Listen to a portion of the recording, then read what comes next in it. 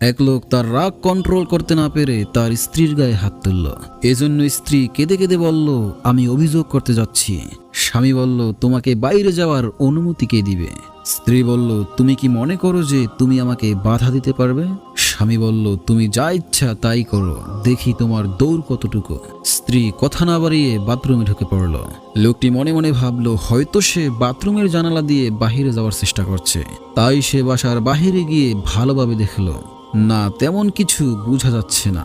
একটু পরে ঘরে এসে দেখল স্ত্রী অজু করে বাথরুম থেকে বাহির হয়ে লোকটিকে উদ্দেশ্য করে বলল, আমি তার কাছেই অভিযোগ জানাবো, যিনি আমাকে তোমার অধীনস্থ বানিয়েছেন। সেখানে তোমার কোনো দেয়াল নেই, নেই কোনো দরজা যা দিয়ে তুমি আমাকে বাধা দিবে। তার দরজা তো বন্ধ করা যায় না। লোকটি আর কিছুই বলল না, টেনশনে পড়ে গেল। স্ত্রী তৎক্ষণাৎ নামাজে দাঁড়িয়ে পড়ল।